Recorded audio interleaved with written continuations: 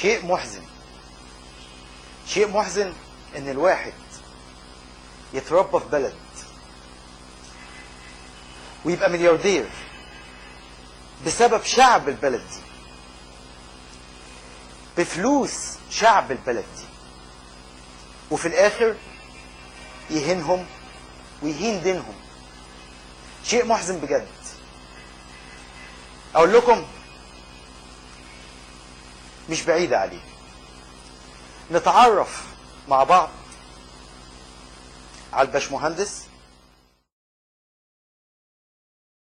الباشمهندس اللي انتوا شفتوه جاب الصورة دي ورمز بيها للمسلمين. شفتم سفالة اكتر من كده؟ شفتم انحطاط اكتر من كده؟ لا يا ساويرس، مش المسلمين هم اللي ميكي ماوس، مش المسلمين هم اللي أرجوزات. الأرجوزات انت عارفهم كويس، الأرجوزات اللي بيلعبوا على الحبال كلها. الأرجوزات هي اللي بتختار الحبل السليم وتلعب عليه ويتنطط من حبل لحبل. مش بعيدة عليك طبعا نشوف مع بعض ساويرس كان قبل الثورة ما تنجح كان بيقول ايه، ونرجع مع بعض. انه انت واجهت حشد ضخم جدا على باب القناة المكتب كورنيش النيل من مؤيدي الرئيس مبارك. هل انت ساعدت يعني كنت حزين ان احنا اخذناك منهم بدل من ان ترفع معهم شعارات لصالح بقاء الرئيس مبارك ورفض هؤلاء المتظاهرين في ميدان التحرير؟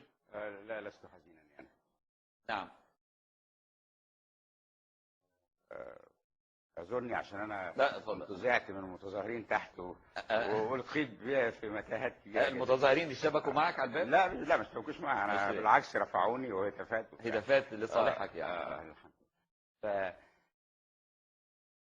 سماح بحريه الذهاب والاياب للناس رايحين الميدان، ودي موفره. انا عندي نص الشركه عندي بيروح الميدان وبيرجعوا، يعني كان منهم جزء كبير جدا. يعني بتحريض منك ولا من انفسهم؟ انا لا املك راي كل واحد، يعني كل واحد حر فيه. انا ما ذهبتش للتحرير مثلا، لكن انا ما ذهبتش للتحرير مثلا، لكن انا ما ذهبتش للتحرير مثلا، لكن اقول لواحد ما تروحش، انا مالي يعني خد بالك احنا برضو اصل انتوا مش عايزين تصدقوا، يعني احنا برضو شعب عاطفي، وانا بقول لك وانا راجل عاطفي زيهم، يعني انا راجل يعني يحس فيا ان راجل انا اتعاملت معاه 30 سنه ان انا اقبل بمهانه او اي مساس بكرامته. انا شخصيا مش موافق يعني. هو يقال ان رجال الاعمال بيتحركوا بالارقام وليس بالعواطف، يعني معلش انا مش زيهم بقى. لا انا مش زيهم واقعيا.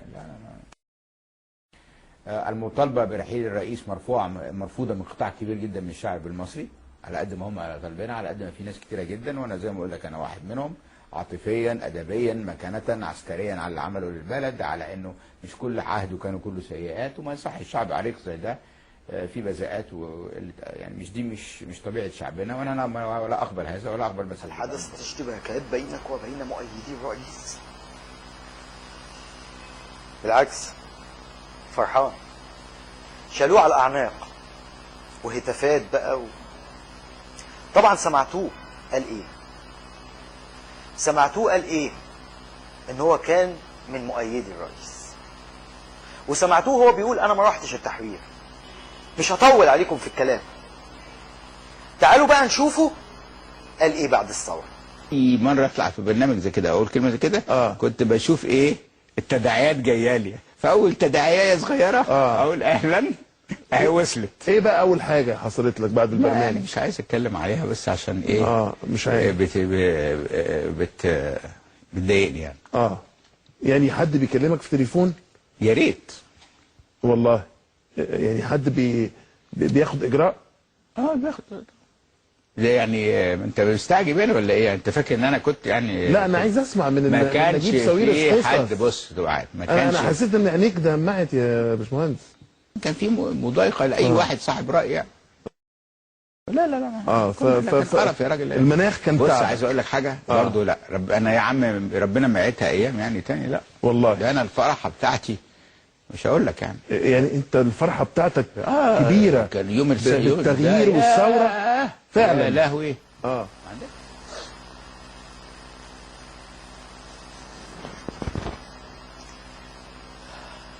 عينيه دمعت وهو بيتكلم، عينيه دمعت من الاضطهاد اللي كان حاسس بيه، عينيه دمعت عشان الراجل كان مضطهد وكان كاره النظام، كان مقهور. شفتوه بيتكلم بيقول ايه؟ شفتوه فرحة؟ لا وايه يا لهوي. طب ما كنت طولته ما احسن. اقول لك على حاجة، انت عارف اللي يقول كلام وبعدين يرجع فيه يبقى ايه؟ منافق. يا منافق. تيجي نشوف بلوى تانية من بلاوي ساويرس. تعالوا نشوفوها مع بعض.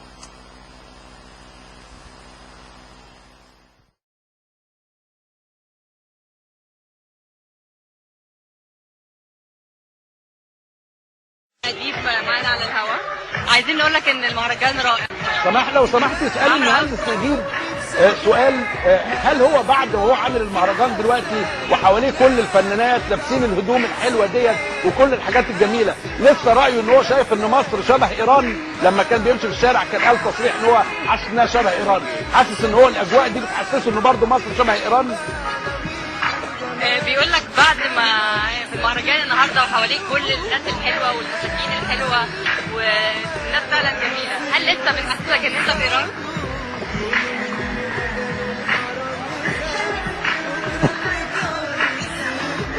لا بس بكره الصبح لما انزل الشارع اسمع. اشكرك يا فندم، شكرا يا عم. شكرا سماح. انا الحقيقه حاولت اتابع عن قرب مناطق دي ووجدت فيها بعض اللحظات، بعض الاحيان ما في حاجه خاصه يعني تشيل شويه زيادات ممكن تمثل نوع من انواع، يعني عايز اقول حضرتك بتلمح على الفيلم الامريكي والله مش بس حتى الفيلم الامريكي، واحيانا بحس انه يعني مش عايز هو امريكان باي. واحد من الافلام اللي عرضت مؤخرا وعدد من اعضاء مجلس الشعب قالوا انه كان في مشاهد اباحيه وجنسيه وكان قبل نادي الشعب قبل الكلام ده كله انا كنت كمواطن عادي كانت حتى بنتي على جنب حسيت انه يعني انك تاخد شويه يعني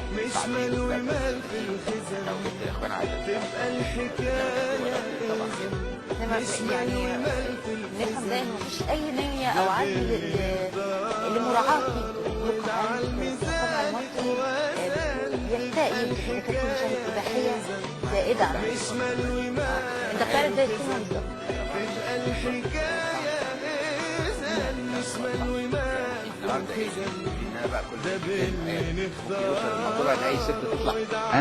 انا عن نفسي لا اقبل ان يفرق بيني وبين مواطن مصري مسلم على اي مستوى فإن وتشعر ان هذه التفرقه موجوده. انا عن نفسي لا، لان الاسباب انا شرس. لا انا شرس اساسا. يجي حد يطيبني بطلع عليه اللي خلفه، لكن في ناس مستضعفه، في ناس مش كده. الراجل مكتئب يا جماعه، مكتئب، خايف على شعب مصر، على ستات وبنات مصر. ازاي في الحر ده يمشوا لابسين حجاب مكلفتينه ولابسين محتشم؟ ما ينفعش. لازم الطراوه، لازم الهوى، لازم يمشوا عريانين، لازم يمشوا شعرهم سايب عشان يعجب الباشمهندس.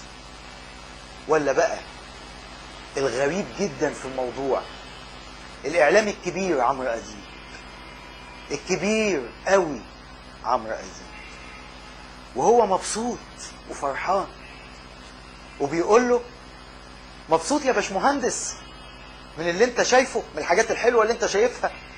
التاني يرد عليه يقول له ايه؟ لما انزل بكره الشارع واشوف. يعني عايز الشارع يبقى مسخره زي اللي هو شايفه.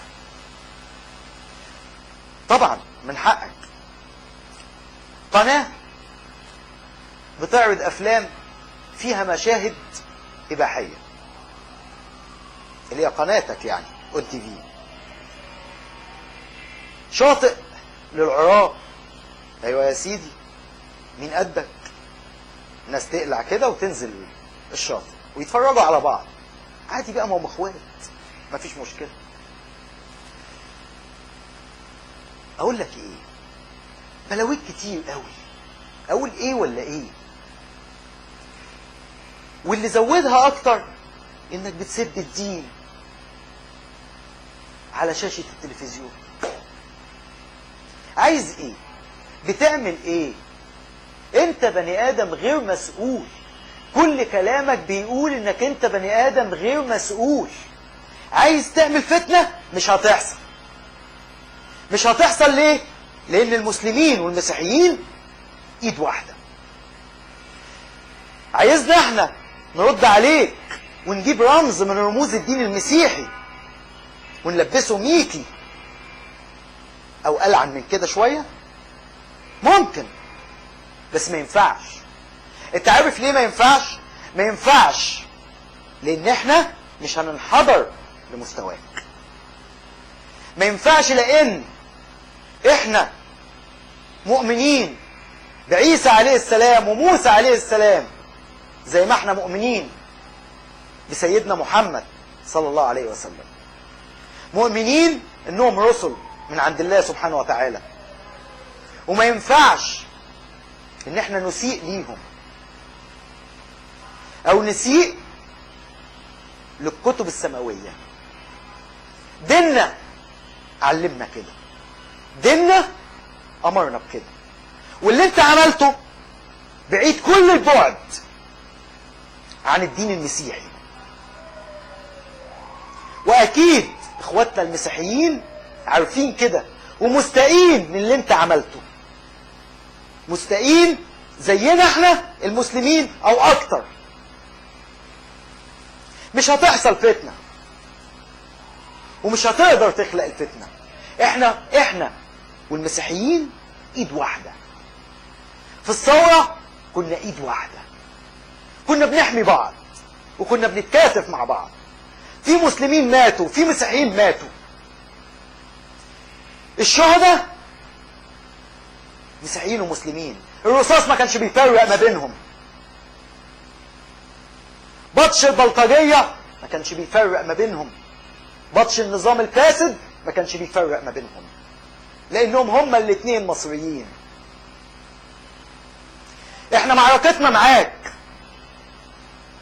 مش مع الدين المسيحي، احنا معركتنا معاك هنقطعك، لان مش بفلوسنا هتشتمنا، مش بفلوسنا هتشتمنا، مش بفلوسنا هتشتمنا. هنقاطع كل شركاتك لغاية ما تعتذر لنا، واعتذار احنا نقبله. هنقطعك. القايمة دي اللي هتتعرض دلوقتي كل دي نجيب ساويرس. كل واحد بيحب دينه، بيحب الإسلام، هيقطعك.